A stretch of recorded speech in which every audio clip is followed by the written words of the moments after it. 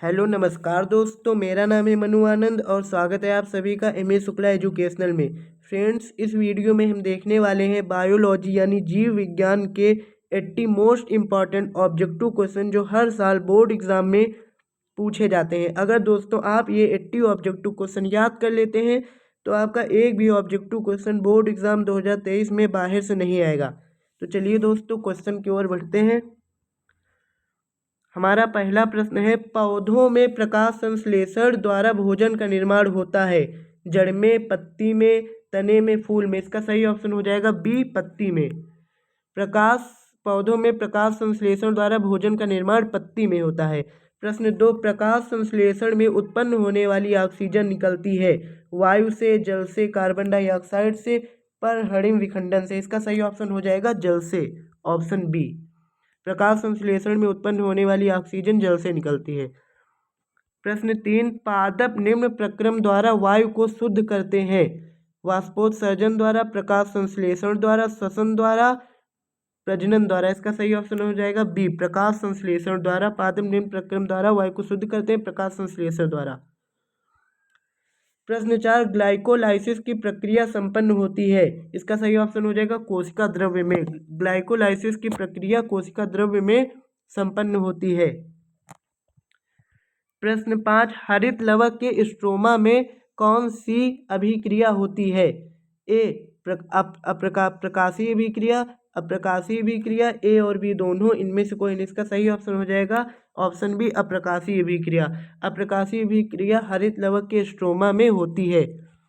प्रश्न 6, लार ग्रंथि से निकलने वाले रस को क्या कहते हैं? लार ग्रंथि से निकलने वाले रस को लार कहते हैं। ऑप्शन डी इसका सही हो जाएगा। प्रश्न 7, लार में कौन सा एंजाइम होता है? टायलिन, पेप्सिन, श्लेष्मा, ये सभी। दोस्तों आपके सामने चारों ऑप्शन है, इसका सही ऑप्शन हो जाएगा टायलिन, ए ऑप्शन। ये क्वेश्चन भी बहुत इंपॉर्टेंट है। मानव अमाशय में कौन सा अम्ल उत्पन्न होता है? इसका सही ऑप्शन हो जाएगा सी, हाइड्रोक्लोरिक अम्ल। मानव अमाशय में हाइड्रोक्लोरिक अम्ल उत्पन्न होता है। प्रश्न 9, घास खाने वाले प्राणियों की क्षुद्रांत कैसी होती है? क्षुद्रांत का अर्थ होता है छोटी आंत। कभी कभी परीक्षा में क्षुद्रांत न देकर छोटी आंत भी दे देते हैं। क्षुद्रांत का अर्थ छोटी आंत होता है। घास खाने वाले प्राणियों की छोटी आंत कैसी होती है? लंबी होती है। इसका ऑप्शन सी सही हो जाएगा। प्रश्न 10, अमाशय के भीतरी स्तर की हाइड्रोक्लोरिक अम्ल से रक्षा करता है। पेप्सिन, श्लेष्मा या फिर म्यूकस, एमाइलेज, पित्तरस। इसका सही ऑप्शन हो जाएगा बी, श्लेष्मा या म्यूकस। कभी कभी परीक्षा में श्लेष्मा ना देकर म्यूकस दे देते हैं और म्यूकस ना देकर श्लेष्मा दे देते हैं। दोनों का मतलब एक ही होता है, श्लेष्मा या म्यूकस एक ही चीज है। प्रश्न 11, आहार नाल का कौन सा भाग यकृत से पित्त रस प्राप्त करता है? इसका सही ऑप्शन हो जाएगा बी, क्षुद्रांत। क्षुद्रांत का अर्थ छोटी आंत। कभी कभी छोटी आंत भी दे देते हैं ऑप्शन में। प्रश्न 12, मानव के पाचन में सबसे बड़ी ग्रंथि है। मानव के पाचन में सबसे बड़ी ग्रंथि यकृत है। इसका ऑप्शन ए सही हो जाएगा। प्रश्न 13, निम्नलिखित में कौन सा एंजाइम अम्लीय वातावरण में कार्य करता है? ट्रिप्सिन, पेप्सिन, लार, एमाइलेज। इसका सही ऑप्शन हो जाएगा पेप्सिन। पेप्सिन एंजाइम जो होता है अम्लीय वातावरण में कार्य करता है। प्रश्न 14, यकृत किस रस को स्त्रावित करता है? यकृत पित्त रस को स्त्रावित करता है। इसका ऑप्शन सी सही हो जाएगा। प्रश्न 15, अग्नाशयी रस किसके पाचन में सहायक है? अग्नाशयी रस जो होता है वो प्रोटीन, कार्बोहाइड्रेट एवं वसा के पाचन में सहायक होता है। इसका ऑप्शन डी करेक्ट हो जाएगा।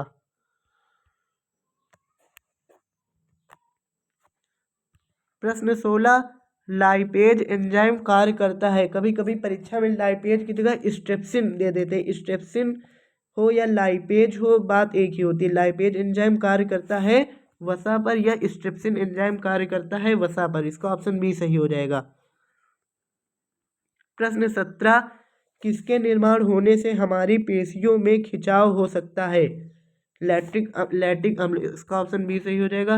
लैक्टिक अम्ल के निर्माण होने से हमारी पेशियों में खिंचाव हो सकता है। बहुत ही इंपॉर्टेंट क्वेश्चन है ये मैं आपको जितने भी क्वेश्चन करवा रहा हूँ सभी इंपॉर्टेंट है, क्योंकि ये क्वेश्चन हर साल रिपीट होते हैं। हर साल ये क्वेश्चन रिपीट किए जाते हैं। इतने इंपॉर्टेंट क्वेश्चन, अगर आप इन क्वेश्चन को तैयार कर लेते हैं तो यकीन मानिए आपका एक भी ऑब्जेक्टिव क्वेश्चन बोर्ड परीक्षा 2023 में बाहर से नहीं पूछा जाएगा। हर साल यही क्वेश्चन रिपीट होकर पूछे जाते हैं। मानव में श्वसन वर्णक कौन सा होता है? इसका सही ऑप्शन हो जाएगा हीमोग्लोबिन। हीमोग्लोबिन जो होता है वो मानव में श्वसन वर्णक होता है।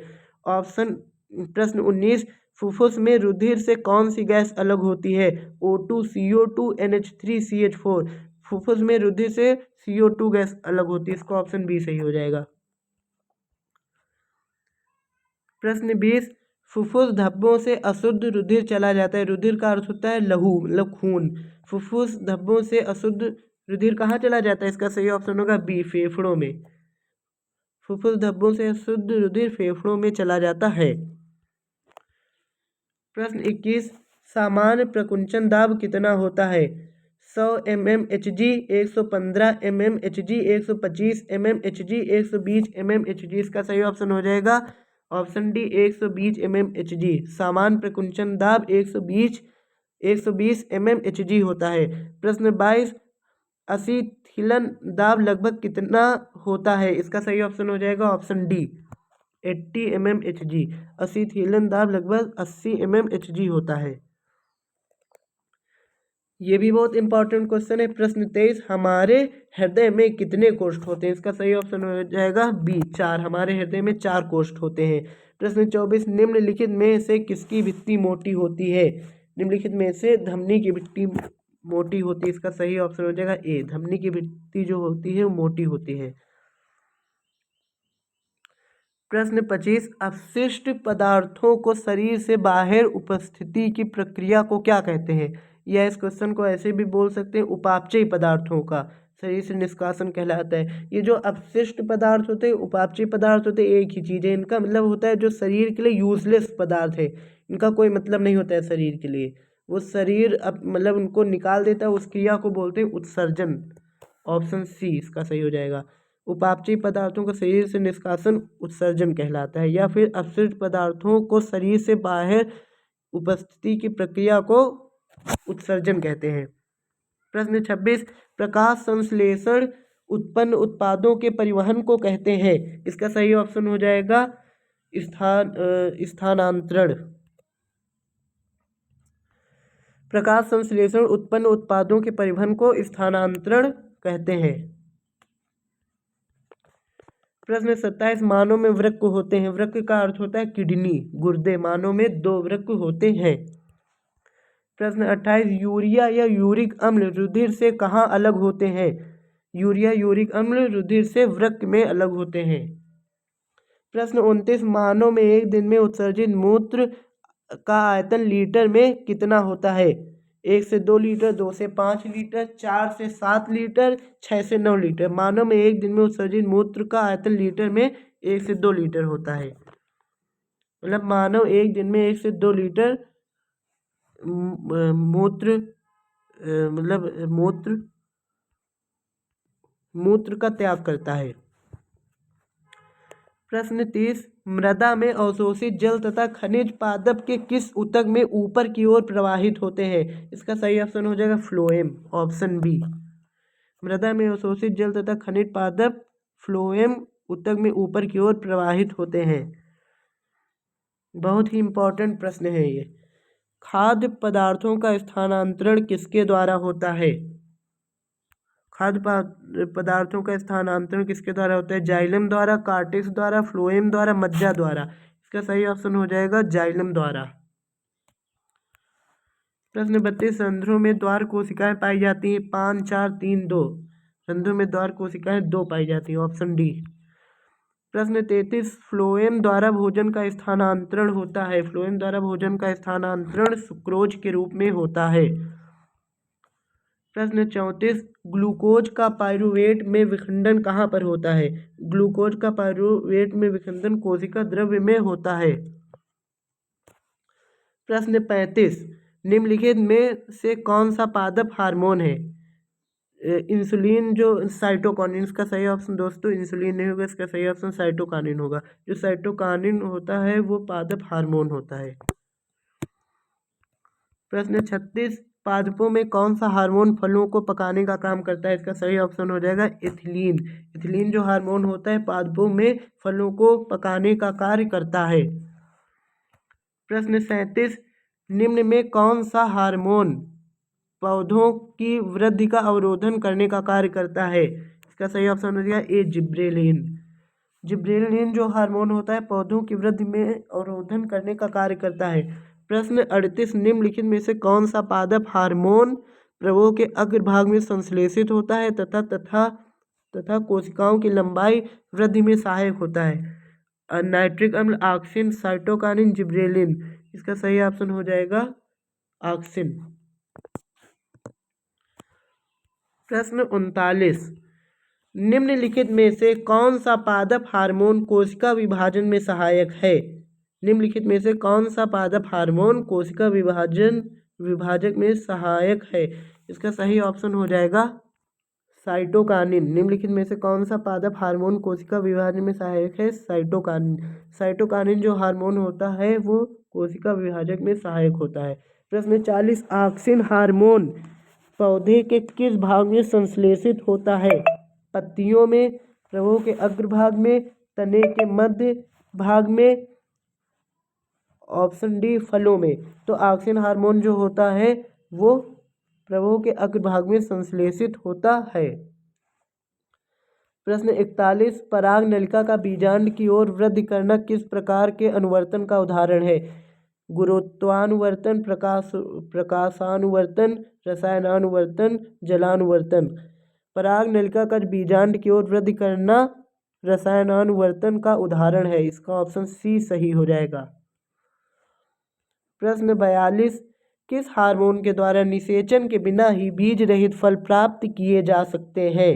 किस हार्मोन के द्वारा निषेचन के बिना ही बीज रहित फल प्राप्त किए जा सकते हैं? इसका सही ऑप्शन हो जाएगा जिब्रेलिन। जो जिब्रेलिन हार्मोन होता है उसके निषेचन के बिना ही बीज रहित फल प्राप्त किए जा सकते हैं। प्रश्न 43, एथिलीन के प्रयोग से पौधों में वृद्धि होती है? ऑप्शन बी मादा पुष्पों की। एथिलीन के प्रयोग से मादा पुष्पों की वृद्धि होती है। प्रश्न 44, हमारे शरीर में नियंत्रण एवं समन्वय का कार्य निम्नलिखित में से कौन करता है? इसका सही ऑप्शन हो जाएगा ए और बी, मतलब तंत्रिका तंत्र एवं हार्मोन। तंत्रिका तंत्र एवं हार्मोन जो होते हैं हमारे शरीर में नियंत्रण एवं समन्वय का कार्य करते हैं। Option C is correct. प्रश्न 45, रीढ़ की हड्डी किसकी रक्षा करती है? इसका सही ऑप्शन हो जाएगा ए मेरुरज्जु की। रीढ़ की हड्डी मेरुरज्जु की रक्षा करती है। प्रश्न 46, तंत्रिका ऊतक किसके एक संगठित जाल से बना होता है? न्यूरॉन, पेशी, कोशिका, सिरा। तंत्रिका तंत्र न्यूरॉन के एक संगठित जाल से बना होता है। Option A is correct. प्रश्न 47, दो तंत्रिका कोशिकाओं के मध्य खाली स्थान को कहते हैं? दो तंत्रिका कोशिकाओं के मध्य खाली स्थान को सिनेप्स कहते हैं। प्रश्न 48, शरीर का मुख्य समन्वय केंद्र कौन सा है? शरीर का मुख्य समन्वय केंद्र मस्तिष्क होता है। प्रश्न 49, सोचने का कार्य मस्तिष्क का कौन सा भाग करता है? सोचने का कार्य मस्तिष्क का अग्रभाग करता है, मतलब आगे का मस्तिष्क। प्रश्न 50, रस संवेदी ग्राही हमारी कौन सी ज्ञानेंद्रिय में स्थित होते हैं? रस संवेदी ग्राही हमारी जीभ ज्ञानेंद्रिय में स्थित होते हैं। Option B is correct. प्रश्न 51, सामान्य मनुष्य के मस्तिष्क का भार है? बहुत ही इंपॉर्टेंट क्वेश्चन है। इसका सही ऑप्शन हो जाएगा 1300 से 1400 ग्राम। सामान्य मनुष्य का जो मस्तिष्क होता है उसका भार होता है 1300 से 1400 ग्राम तक। प्रश्न 52, मनुष्य के मस्तिष्क का कौन सा भाग सर्वाधिक विकसित होता है?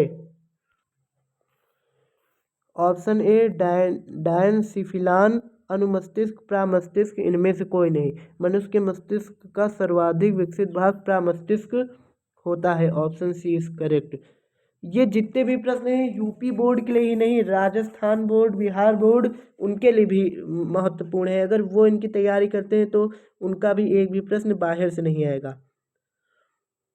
प्रश्न 53, मास्टर ग्रंथि है? थायराइड, एड्रिनल, पीनियल काय, पीयूष ग्रंथि। जो मास्टर ग्रंथि होती है उसको पीयूष ग्रंथि भी बोलते हैं। Option D. हमारे आहार में आयोडीन की कमी से कौन सा रोग होता है? हमारे आहार में आयोडीन की कमी से घेंघा रोग होता है, जिसको गैटर भी बोला जाता है। प्रश्न 54, मनुष्य के अग्नाशय में निर्मित होता है इंसुलिन। मनुष्य के अग्नाशय में इंसुलिन निर्मित होता है। प्रश्न 56, डीएनए का विस्तृत नाम होता है डीऑक्सी न्यूक्लिक अम्ल, ऑप्शन ए। प्रश्न 57, जनन में डीएनए की कितनी प्रतियां बनती है? ए 1, बी 2, सी 3, डी 4। जनन कोशिका में डीएनए की 2 प्रतियां बनती हैं। और प्रश्न 58, किसी प्रजाति की समष्टि का संबंध किससे होता है? वृद्धि से, परिवर्तन से, जनन से, विकास से। इसका सही ऑप्शन हो जाएगा जनन से। किसी प्रजाति की समष्टि का संबंध जनन से होता है। प्रश्न 59, पुष्प के नर जनन अंग को कहते हैं? इसका सही ऑप्शन हो जाएगा पुमंग। पुष्प के नर जनन अंग को पुमंग कहते हैं। प्रश्न 60, द्विखंडन द्वारा जनन होता है अमीबा में, हाइड्रा में, प्लनेरिया में, प्लाज्मोडियम में। इसका सही ऑप्शन हो जाएगा अमीबा में। द्विखंडन द्वारा जनन अमीबा में होता है। प्रश्न 61, मुकुलन द्वारा अलैंगिक जनन करता है हाइड्रा, प्लाज्मोडियम, अमीबा, यूग्लिन। मुकुलन द्वारा अलैंगिक जनन हाइड्रा करता है। प्रश्न 62, पपीता, तरबूज आदि है एक लिंगी। पपीता, तरबूज आदि एक लिंगी है, ए ऑप्शन। ऑप्शन 63, गुड़हल, सरसों आदि है एक लिंगी, उभयलिंगी। ये दोनों इनमें से कोई नहीं। गुड़हल, सरसों उभयलिंगी होते हैं। प्रश्न 64, निषेचन के बाद पुष्प का कौन सा भाग फल में बदल जाता है? पुंकेसर, वर्तिका, अंडाशय, बीजांड। निषेचन के बाद पुष्प का अंडाशय भाग जो होता है वो फल में बदल जाता है। प्रश्न 65, एक पुष्प के स्त्री केसर के मध्य भाग को क्या कहते हैं? एक पुष्प के स्त्री केसर के मध्य भाग को वर्तिका कहते हैं। प्रश्न 66, पराग कणों का परागकोश से वर्तिकाग्र तक स्थानांतरण कहलाता है। इसका सही ऑप्शन हो जाएगा ए परागण। पराग कणों का परागकोश से वर्तिकाग्र तक स्थानांतरण परागण कहलाता है। प्रश्न 67, नर का जननांग क्या है? अंडाशय, वृषण, ए और बी दोनों कोई नहीं। इसका सही ऑप्शन हो जाएगा बी वृषण। नर का जननांग वृषण है।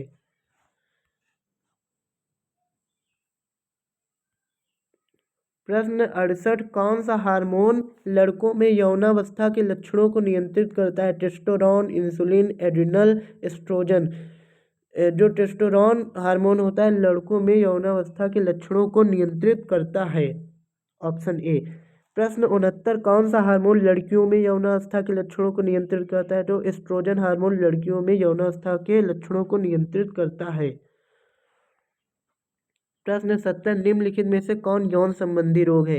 एड्स, गोनेरिया, सिफिलिस, ये सभी यौन संबंधी रोग है। इसका सही ऑप्शन हो जाएगा डी, ये सभी। प्रश्न 71, निषेचन क्रिया होती है मादा के अंडाशय में, गर्भाशय में, अंडवाहिनी में, योनि में। इसका सही ऑप्शन हो जाएगा अंडवाहिनी में। निषेचन क्रिया होती है मादा के अंडवाहिनी में। प्रश्न 72, कापर टी कौन से भाग में रखी जाती है?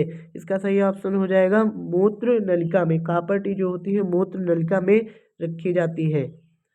प्रश्न 73, एड्स नामक रोग होता है कवक से, प्रोटोजोन से, विषाणु से, जीवाणु से। तो एड्स नामक रोग विषाणु से होता है। विषाणु मतलब वायरस से होता है। प्रश्न 74, मेंडल ने अपने आनुवंशिकता संबंधी सफल प्रयोग जिस पौधे पर किए वह है मटर। मेंडल ने अपने आनुवंशिकता संबंधी सफल प्रयोग जिस पौधे पर किए थे वह मटर है। मेंडल के प्रयोग में द्वितीय पीढ़ी में लंबे और बौने पौधों का अनुपात क्या था? इसका सही ऑप्शन हो जाएगा सी 3:1। प्रश्न 76, पृथक्करण का नियम प्रस्तुत किया था? चार्ल्स डार्विन ने, ह्यूगो डीवरीज ने, ग्रेगर जॉन मेंडल ने, लैमार्क ने। पृथक्करण का नियम ग्रेगर जॉन मेंडल ने प्रस्तुत किया था। प्रश्न 77, आनुवंशिकी का जनक निम्नलिखित में से कहा जाता है? आनुवंशिकी का जनक निम्नलिखित में से मेंडल को कहा जाता है। प्रश्न 78, पुष्प में लाल रंग लक्षण प्रभावी है, इसका विपरीत या तुलनात्मक लक्षण क्या होगा? बौना पौधा, गोल बीज, सफेद पुष्प, हरे बीज। पुष्प में लाल रंग लक्षण प्रभावी है, इसका विपरीत है तुलनात्मक लक्षण सफेद फूल होगा, ऑप्शन सी। प्रश्न 79, मटर के पौधे में निम्नलिखित में से कौन सा प्रभावी लक्षण है? इसका सही ऑप्शन होगा सी, गोल बीज। मटर के पौधे में गोल बीज जो लक्षण होता है प्रभावी लक्षण माना जाता है, होता है। प्रश्न 80, मंडल के प्रयोग में प्रथम संतति के सभी पौधे कैसे थे? समान, लंबे, छोटे, बीज की ऊंचाई वाले? इनमें से कोई नहीं। मंडल के प्रयोग में प्रथम संतति में सभी पौधे समान लंबे थे। दोस्तों ये 80 ऑब्जेक्टिव क्वेश्चन आपके बोर्ड एग्जाम 2023 के लिए बहुत ही इंपॉर्टेंट ऑब्जेक्टिव क्वेश्चन है। अगर आप ये 80 ऑब्जेक्टिव क्वेश्चन तैयार कर लेते, आप क्या करिए, एक कॉपी बनाइए, उसमें ये 80 ऑब्जेक्टिव क्वेश्चन लिख लीजिए। आप उनको रोज़ सुबह मतलब याद भी ना करिए, बस एक रिवीजन कर लीजिए, 15 मिनट देख लीजिए, आपको याद हो जाएंगे। अगर आपको 80 ऑब्जेक्टिव क्वेश्चन याद हो गए तो आपका एक भी ऑब्जेक्टिव क्वेश्चन बोर्ड परीक्षा 2023 में नहीं छूटेगा, क्योंकि बार बार यही क्वेश्चन होते हैं बायोलॉजी के जो मतलब पेपर में रिपीट होते हैं, इनसे बाहर कोई भी प्रश्न नहीं आता। तो चलिए दोस्तों, अगर वीडियो अच्छी लगी हो तो वीडियो को लाइक करना, चैनल को सब्सक्राइब करना। मिलते हैं अगली वीडियो में। Thank you.